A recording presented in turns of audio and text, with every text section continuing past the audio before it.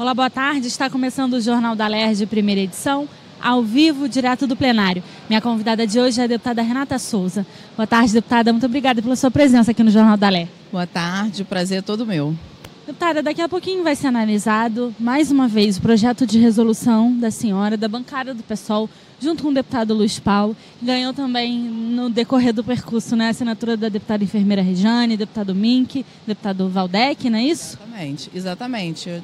Houve ali uma tentativa conjunta de melhorar o projeto de resolução que altera o regimento interno da casa para que a gente possa chamar os suplentes agora nessa chamada importante para a gente ter um quórum qualificado aqui para os trabalhos da casa.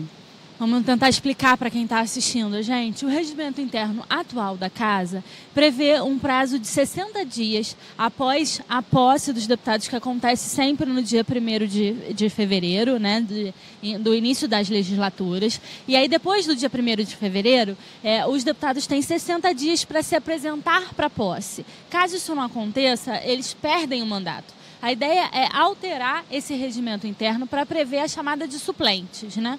Exatamente, é onde a gente entra com o nosso projeto de resolução. A chamada de suplência é muito importante para que os trabalhos na casa possam funcionar normalmente. Nós recebemos de 35 emendas, né? A gente recebeu 13 emendas que alteram um pouco as características do projeto, então a gente está tentando chegar a um consenso. O fato é que a gente precisa trazer para essa casa uma responsabilidade que é de todos, do seu funcionamento normal e, óbvio, né, com esses deputados presos, a gente tem aí um olhar também da sociedade sobre essa casa, um olhar muito desconfiado e que desprestigia, na verdade, o trabalho legislativo. Então, a gente quer chamar a suplência para que a gente possa trazer aí um elemento fundamental que é essa casa, que é produzir leis, fiscalizar o Poder Executivo. Então, a gente está nessa tentativa de organizar coletivamente com os deputados. Deputada, a senhora falou em relação à organização. Nesse caso, a gente está tratando de deputados que foram presos ou no exercício do mandato ou depois de eleitos, por exemplo, né? Mas o deputado Luiz Paulo gosta de citar, por exemplo, um exemplo de uma pessoa que pode ter sofrido um acidente, ter ficado em coma e também pode ficar muito tempo desacordado, por exemplo, não exercendo o seu mandato. E um belo dia essa pessoa acorda e poderia estar exercendo um mandato para o qual ele foi legitimamente eleito, né? Então é importante essa questão da chamada dos suplentes, mas também uma previsão em relação ao funcionamento dos gabinetes, por exemplo. Bom, o nosso projeto diz que essa chamada da suplência não quer dizer que esse suplente terá titularidade. Na verdade, a titularidade está resguardada com o deputado que foi substituído pelo seu suplente e em qualquer momento que esse deputado retorne à casa, ele vai ter a sua titularidade garantida. E essa questão, né, do funcionamento dos gabinetes, por exemplo, porque hoje nós temos gabinetes fechados. A ideia é que, com a chamada do suplente, o que vai assumir temporariamente monte o seu gabinete, né? Exatamente, que possa ter toda uma estrutura que viabilize o trabalho desse novo suplente. Então, a gente está, na verdade, regulamentando um bom funcionamento da casa, ainda que a gente tenha episódios como esses.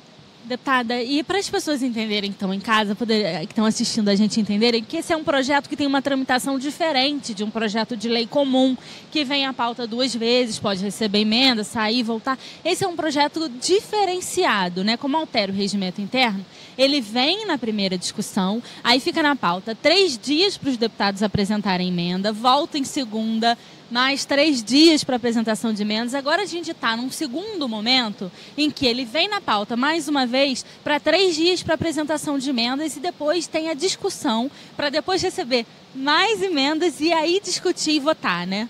Exatamente. A gente está tentando dar celeridade a esse processo, porque afinal de contas é o que a sociedade também espera da gente. Então, ainda que haja muita discussão, porque a gente está realmente mexendo no regulamento interno da casa, isso vai ser importante para a sociedade. Então, a gente sabe que existe aí os trâmites da casa, que são originários, mas que a gente pode aí acelerar para que a gente chegue aí ao que seja melhor para todos.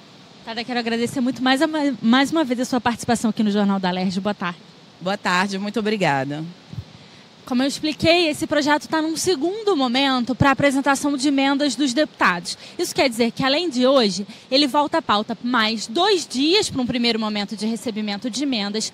Quando findar esses 3 dias para a apresentação de emendas, ele volta à pauta por mais 2 sessões para os deputados discutirem essas emendas que foram apresentadas. Aí, então, ele volta mais uma vez durante 3 dias para os deputados apresentarem emendas e depois ele retorna mais 2 dias para os deputados discutirem essas emendas.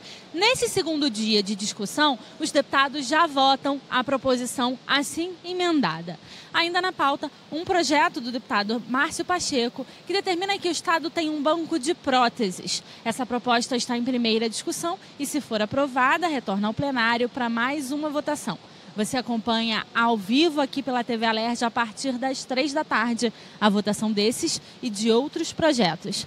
Tudo o que foi notícia no Parlamento Fluminense, você pode assistir na segunda edição do Jornal da Alerj, que começa às 9h30 da noite. E amanhã, a partir das 2h40 da tarde, eu estou de volta com os projetos da Ordem do Dia. TV Alerj, o canal do Povo Fluminense. Até a próxima!